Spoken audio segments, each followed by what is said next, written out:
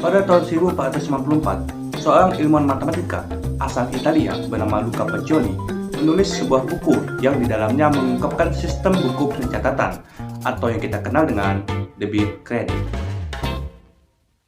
Selang beberapa tahun, lebih tepatnya pada tahun 1500-an, mulai bermunculan dua sistem pembukuan pencatatan akuntansi yang dimodifikasi berdasarkan buku Luca Pacioli. Sistem ini dinamai dengan sistem Belanda dan sistem Inggris, dan kedua sistem ini dikenal dengan sistem kontinental. Selang 200 tahun kemudian, ditandai dengan terbentuknya negara Amerika, maka sistem pencatatan pembukuan ini mengalami perkembangan yang disebut dengan sistem Amerika atau lebih dikenal dengan sistem Anglo-Saxon. Dan untuk tambahan, sistem ini hingga saat ini masih dijadikan sebagai pedoman standar akuntansi di seluruh dunia. Walaupun begitu, perkembangan terus terjadi hingga dibentuklah Komite Akuntansi secara internasional yang kita kenal dengan International Accounting Standard Committee atau biasa disebut dengan IASC. Dan IASC ini menerbitkan 41 standar akuntansi yang dikenal dengan International Accounting Standard atau IAS.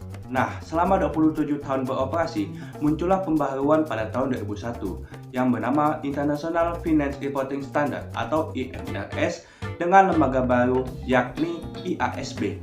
Hal ini dilakukan supaya pencatatan laporan-laporan akuntansi terstandarisasi secara internasional atau global. Nah, itulah sejarah akuntansi di dunia.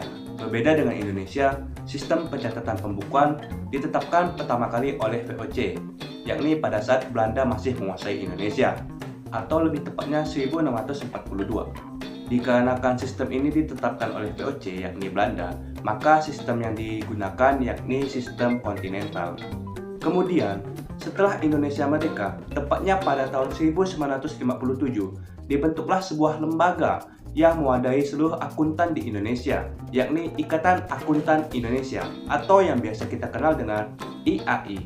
Selanjutnya, terjadi perubahan pada tahun 1960-an, yang merupakan awal mula pergantian sistem kontinental menjadi sistem Amerika atau Anglo-Saxon di Indonesia. Hal ini disebabkan karena banyaknya investasi-investasi perusahaan Amerika yang masuk ke Indonesia. Kemudian, pada tahun 1974, ditetapkanlah prinsip akuntansi Indonesia, yang kemudian dikembangkan lagi pada tahun 1984, di mana prinsip akuntansi Indonesia ini mengikuti atau berpedoman pada standar internasional, yakni IASC yang berlaku saat itu. 10 tahun berjalan, ditetapkanlah standar akuntansi keuangan atau yang biasa kita kenal dengan SAK atau PSAK, yang mana pada saat itu masih berpedoman pada IASC, hingga pada tahun 2008 mengganti pedoman standar menjadi IFRS hingga saat ini.